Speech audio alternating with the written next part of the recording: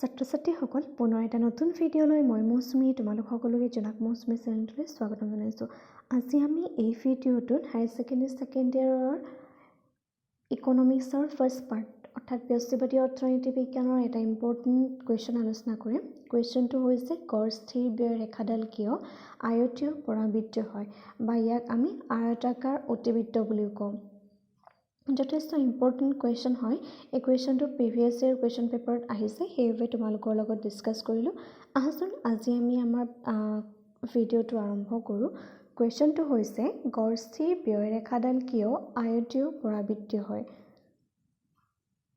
বা তোমালোকৰ কুৱেশ্যনটো এনেধৰণেও দিব পাৰে গড় স্থিৰ ব্যয় ৰেখাডালৰ আকৃতি কি ব্যাখ্যা কৰা। মেক্সিমাম 3 বা 4 মাৰ্কছৰ কাৰণে আহে। এতিয়া গড় স্থিৰ ব্যয় ৰেখাডালৰ আকৃতি জনাৰ আগতে আমি এটা কথা জানিব লাগিব, গড় স্থিৰ ব্যয় মানেনো কি। গড় স্থিৰ ব্যয় মানে হৈছে মুঠ স্থিৰ ব্যয়ৰ লগত উৎপাদনৰ পৰিমাণৰ অনুপাত। অৰ্থাৎ মুঠ স্থিৰ ব্যয়ক যেতিয়া মুঠ উৎপাদনৰ পৰিমাণেৰে ভাগ কৰা হয় তেতিয়া আমি কি পাওঁ, গড় স্থিৰ ব্যয় পাওঁ। আৰু গাণিতিকভাৱে ইয়াক লিখা হয় AFC = TFC ডিভাইডেড বাই Q। ইয়াত AFC মিনছ এভাৰেজ ফিক্সড কষ্ট মানে গড় স্থিৰ ব্যয় = TFC মিনছ টোটেল ফিক্সড কষ্ট মুঠ স্থিৰ ব্যয়, আৰু Q মিনছ উৎপাদনৰ পৰিমাণ। তোমালোকে অসমীয়াটো লিখিব পাৰা, ঠিক আছে। এতিয়া তলত দিয়া চিত্ৰৰ সহায়ত দেখুওৱা হ'ল যে গড় স্থিৰ ব্যয় ৰেখাডাল আয়তীয় পৰাবৃত্ত হয়। পোনপ্ৰথমে তোমালোকে এই চিত্ৰটোলৈ মন কৰা। এই চিত্ৰটোত মই কি লৈছোঁ,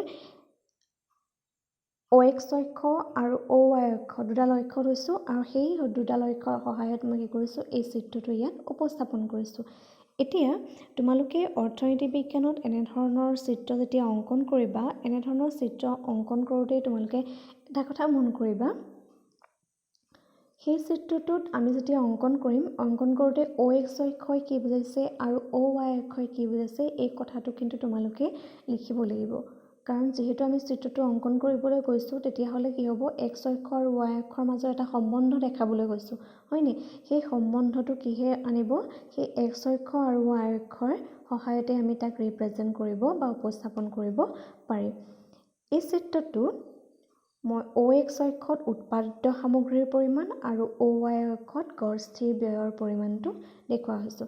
আৰু এই কথাখিনি কিন্তু তোমালোকে যেনেকৈ চিত্ৰটোত অংকন কৰিব লাগিব কিন্তু লিখিও দিব লাগিব।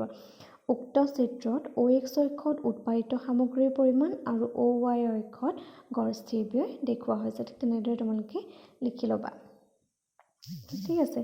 ইয়াত আমি উৎপাদিত সামগ্ৰীৰ পৰিমাণ OX অক্ষত লৈছোঁ আৰু গড় স্থিৰ ব্যয়টো কি লৈছোঁ, AFC লৈছোঁ, ঠিক আছে। আকৌ চাবা, আমি এইখিনি আলোচনা কৰাৰ আগতে অকণমান বিষয়বস্তুৰ পৰা আঁতৰি এটা কথা আমি জানিব লাগিব যে হ্ৰস্বকাল আৰু দীৰ্ঘকাল বুলিলে কি বুজা, হ্ৰস্বকাল দীৰ্ঘকালৰ পাৰ্থক্য কি, এই সম্পৰ্কে কিন্তু আমি আগতে জানিব লাগিব। হ্ৰস্বকাল আৰু দীৰ্ঘকালৰ ওপৰত অলৰেডি মই ভিডিঅ' বনাই থৈছোঁ, যদি তোমালোকে চোৱা নাই মোৰ ডেছক্ৰিপশ্যনৰ প্লে'লিষ্টলৈ গৈ পেলাই সেই ভিডিঅ'খিনি চাই ল'বা, ঠিক আছে। এতিয়া আমি আহিছোঁ চিত্ৰটোৰ ব্যাখ্যালৈ।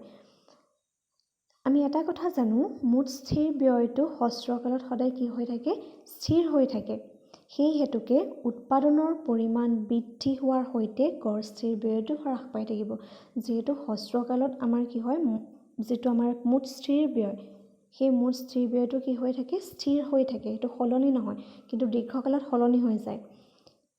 হ্ৰস্বকালত মুঠ স্থিৰ ব্যয়টো একেই থাকে, কিন্তু দীৰ্ঘকালত সলনি হৈ যায়। আৰু দীৰ্ঘকালত যিহেতু মুঠ স্থিৰ ব্যয়টো একেই হৈ থাকে, সেইকাৰণে যিমানেই উৎপাদনৰ পৰিমাণ বাঢ়ি গৈ থাকিব সিমানেই কিমান হ'ব, গড় স্থিৰ ব্যয়টো আমাৰ হ্ৰাস পাই গৈ থাকিবনে। যিমানেই মুঠ স্থিৰ ব্যয়টো আমাৰ মুঠ পৰিমাণটো যিমান বৃদ্ধি হৈ যাব, এফালে পৰিমাণ বৃদ্ধি হৈ গৈছে, অন্যফালে কিন্তু মুঠ যিটো স্থিৰ ব্যয়, সেই মুঠ স্থিৰ ব্যয়টো কিন্তু একেই আছে। আৰু সেই মুহূৰ্তত কি হ'ব, আমাৰ গড় স্থিৰ ব্যয়টো অবভিয়াছলি কি হৈ যাব, কমি যাব, হয়নে। সেই কথাটোকে আচলতে এই ডায়েগ্ৰামটোৰ সহায়ত আমি বুজাব লাগিব। এতিয়া চিত্ৰটোলৈ তোমালোকে প্ৰথমতে মন কৰা।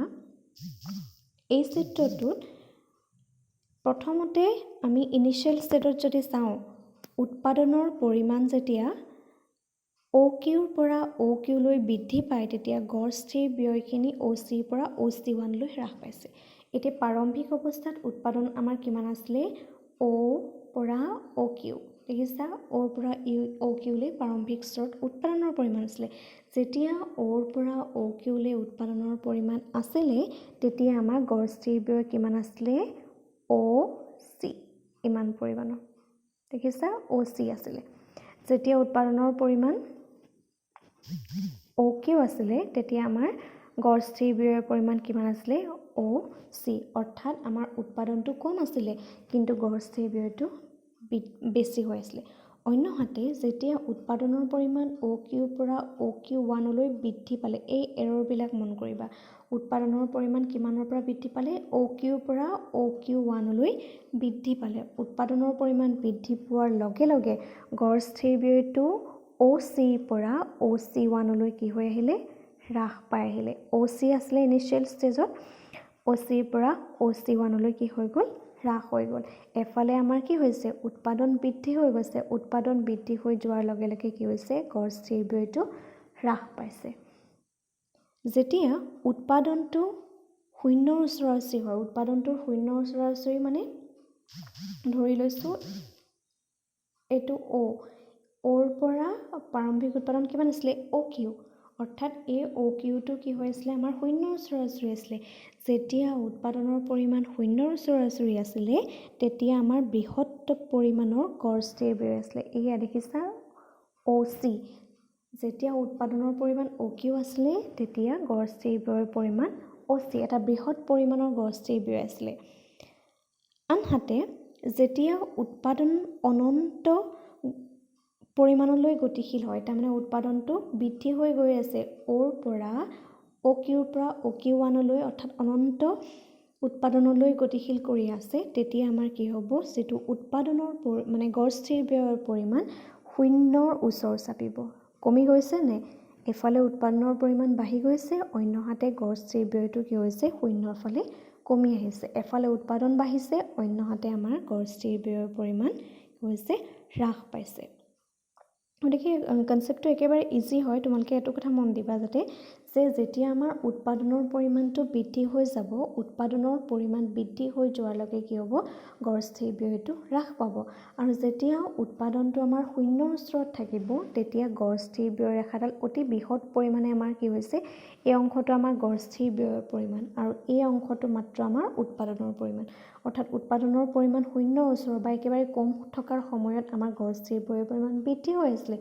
অন্যহাতে যেতিয়া উৎপাদনৰ পৰিমাণ অনন্ত পৰিমাণলৈ গতি কৰিলে অৰ্থাৎ উৎপাদনৰ পৰিমাণ বৃদ্ধি হৈ গ'ল তেতিয়া আমাৰ কি হ'ল গড় স্থিৰ ব্যয়টো লাহেকৈ তললৈ গুচি আহিলে অৰ্থাৎ শূন্যলৈ গতি কৰিলে আৰু সেই কাৰণেই কি হয় গড় স্থিৰ ব্যয় ৰেখাডাল আয়তীয় পৰাবৃত্ত বা আয়তাকাৰ অতিবৃত্ত হয়।